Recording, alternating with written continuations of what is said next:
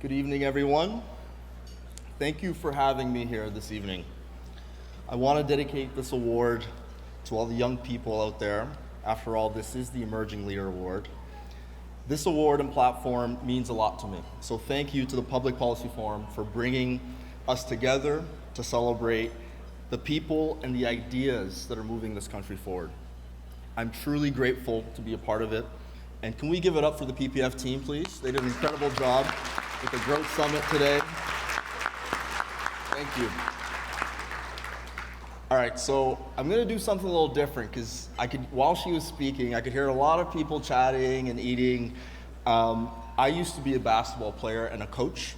And one thing we do when we're coaching teams is we try to create a sense of unity. Okay, and so I want to try to see if we can create a sense of unity here tonight by doing something different. So in basketball, when we huddle with our players, we'll do this thing called 2 claps. All right, so just follow my lead. When I say 2 claps, we're gonna go together, we're gonna have 2 claps. Pretty simple. All right, so 2 claps. 2 claps. All right, 2 claps for PPF. Awesome, thanks guys. See, now I feel like we're all a team. This is great. So I realized this was a big deal, a pretty big deal, when my brother, who is a Harvard grad, orthopedic surgeon, top of the class kind of guy, called me to tell me, Alfred, this is a big deal. And my brother and I are quite competitive. We played basketball against each other. So when his high school friends start messaging him about me, I think that's a win. I think that's a win. To the young people out there, now more than ever, we need you. The world needs your ideas. The world needs your energy. The world needs your talent. And the world needs your courage to act and to do things differently. I know what it's like to feel angry about the state of the current world. You're not alone. Your anger is valid. But your actions are what will ultimately change your circumstances and the world while you're at it. I implore you to channel that energy into something productive. That is why I'm up here today. There's a powerful African proverb that comes to mind, and the saying goes, I am because we are. It's called Ubuntu. My story began in Africa. I was born in Ghana. And when I was a child, my family decided to move to Canada and to Nova Scotia. Anyone from Nova Scotia here tonight? Okay, let's go. Okay. This is just for the Nova Scotians. 2 claps. All right, awesome. What about Cape Breton? Anyone from Cape Breton in the room? Okay. How about Port Hawkesbury? Yeah, I didn't think so either.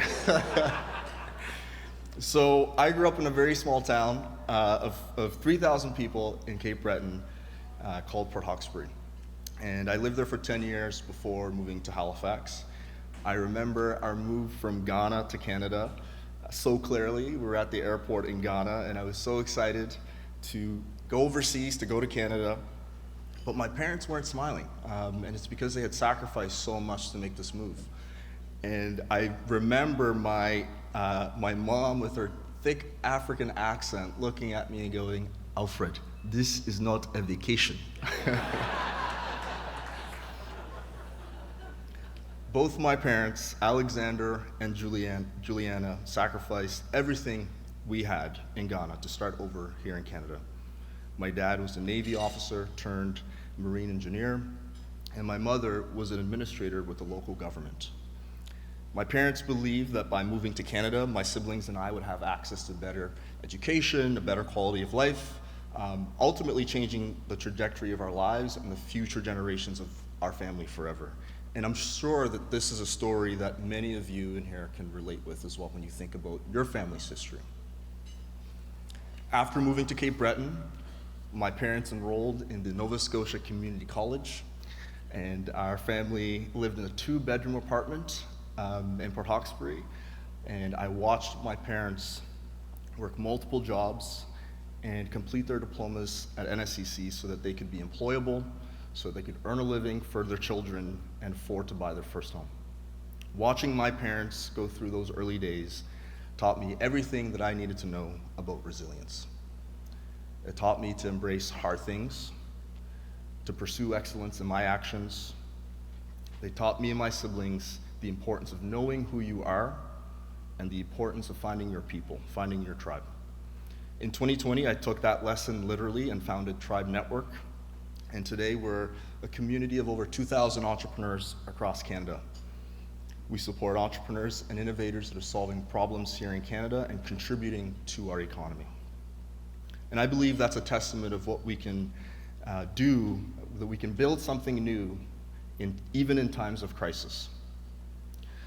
To the leaders in this room tonight, now more than ever, I need you and you need me. We need each other. We must welcome new ideas. We should not react to ideas with who the hell are you or who the hell do you think you are when someone dares to challenge the status quo. We have to be curious. And my advice to every young person watching this is quite simple.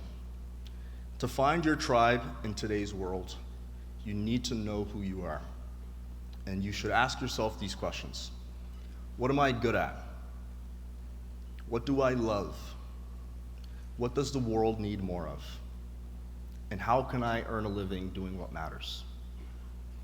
Answering these questions honestly for yourself will give you some clarity in a very loud and noisy world.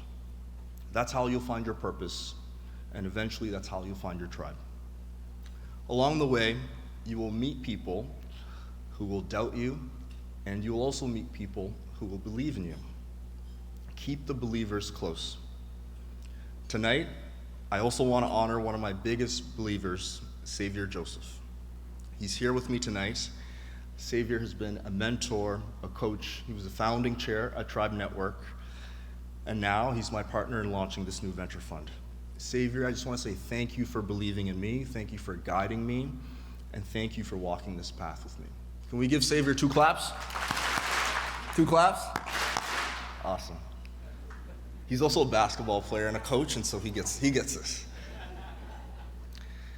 If I can leave you all with just one message, it is to believe in the next generation. And let them know you believe in them. Let them feel your belief in them. That belief has the power to shape our future in a more positive way, just like BPF is doing here tonight. And while I'm receiving this award here tonight, I know there are so many young people out there, so many emerging leaders that are often overlooked, underestimated, and ignored. This award is for all of us. And finally, I'm here because of my family. I stand on the shoulders of those who came before me, and I'm quite literally my ancestors' wildest dreams. Thank you all so much. Thank you.